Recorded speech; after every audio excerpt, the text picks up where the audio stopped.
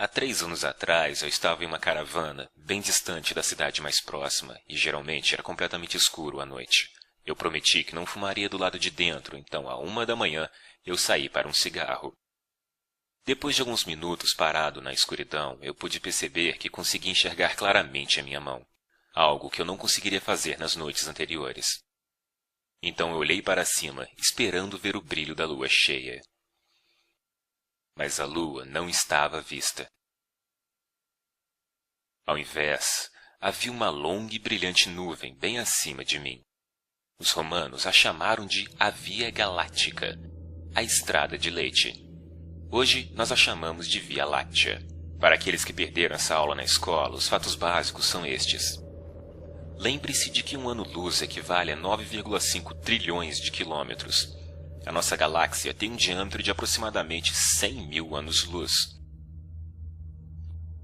O nosso Sol está localizado na extremidade de um dos braços espirais, a cerca de 26 mil anos-luz do núcleo da galáxia. São necessários de 200 a 250 milhões de anos para o Sol completar uma órbita em volta do núcleo. Ao redor da galáxia, acima e abaixo do disco, numa auréola circular, existem aproximadamente 200 aglomerados globulares, que podem conter até 1 milhão de estrelas cada.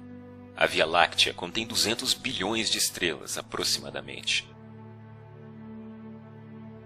Esses números são essenciais para compreender o que é uma galáxia. Mas quando a contemplamos, alguma parte da mente humana protesta que não pode ser assim. Mas uma investigação das evidências nos leva à conclusão que é. E se você chegar a essa conclusão numa noite escura e limpa, quando olhar para cima, você pode ver algo que irá mudar a sua vida. É assim que uma galáxia se parece, vista de dentro, dos subúrbios do nosso Sol. Através de um binóculo, para cada estrela que você consegue enxergar com o olho nu, você verá mais 100 ao redor dela, todas suspensas numa névoa azul acinzentada. Se você olhar através de um telescópio barato e esperar que seus olhos se ajustem à escuridão e consigam se focalizar, você vai ver o que essa névoa realmente é. Mais estrelas. Como poeira se estendendo até onde se parece ser o infinito. Mas você tem que ter o conhecimento. Enxergar é só metade. Naquela noite, 3 anos atrás, eu sabia de um pouco das coisas que estavam lá fora. O tipo, a escala e a idade das coisas. A violência e a destruição. A energia pulsante. A gravidade inexorável. E o desespero da distância.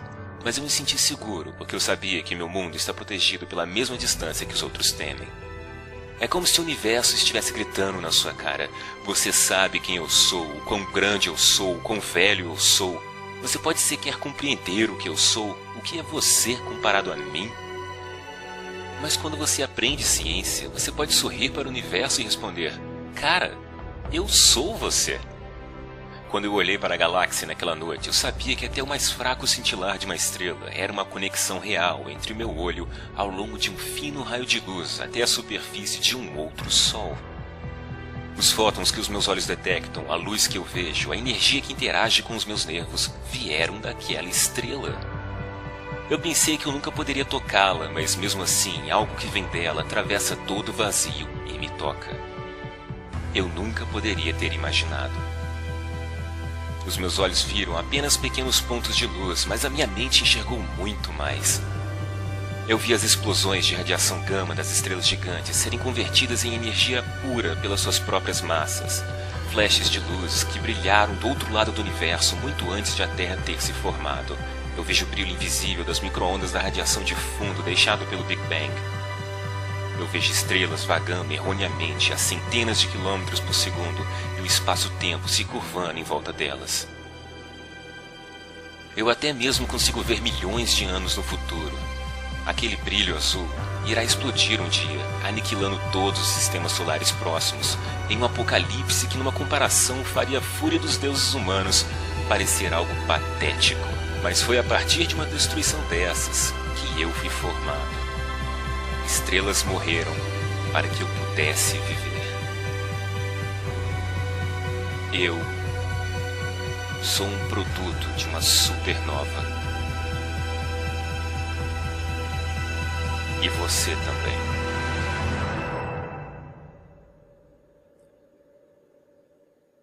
Na luz desses fatos indiscutíveis, dessa verdade parcial e reveladora, qual é o espaço que há no século XXI e além para as alegações mágicas das religiões organizadas? As primeiras religiões eram, por qualquer definição, primitivas. Por motivos de limitação de população, comunicação e regiões geográficas, elas nunca haviam crescido para nada além de uma preocupação local. Mas as religiões sofreram mutações através dos tempos e se tornaram mais sofisticadas, como que a cada geração os homens sagrados aprendessem o que funcionava ou não, o que deixava as pessoas obedientes e o que causava revolta. Quais ideias as pessoas podem facilmente evadir e quais iriam assombrá-las até o ponto em que elas teriam de rezar para conter o medo crescente. Quando a população cresceu devido ao desenvolvimento lento, porém certo do conhecimento, como se estivessem numa guerra, as religiões entraram numa corrida armamentista entre si.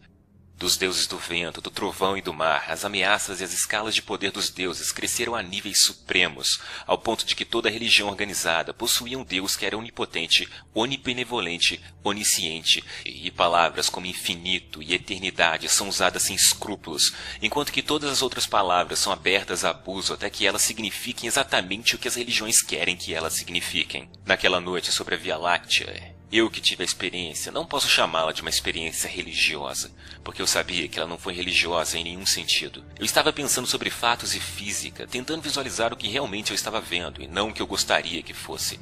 Não existe uma palavra que exprima esse sentimento provindo dessa revelação científica e não mística. O motivo disso é porque toda vez que alguém sofre esse deslumbre, a religião a rouba, simplesmente dizendo: "Ah, você teve uma experiência religiosa." E os espiritualistas vão dizer a mesma merda.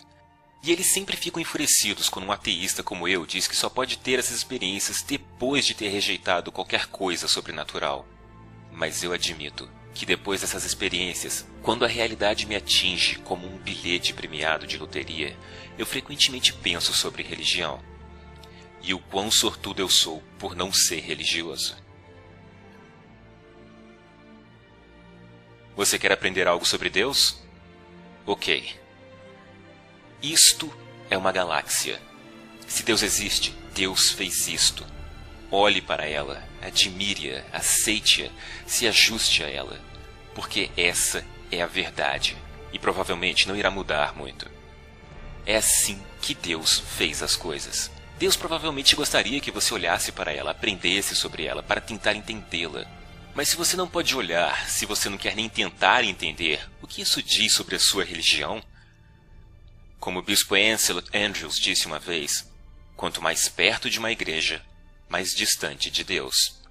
Talvez você precise se afastar da mesquita, se afastar da igreja, dos padres, dos omãs, dos livros, para ter qualquer chance de encontrar Deus.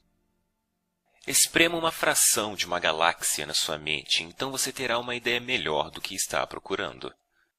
Quando você compreende, mesmo que parcialmente, a escala de uma única galáxia, você tem a impressão de desaparecer.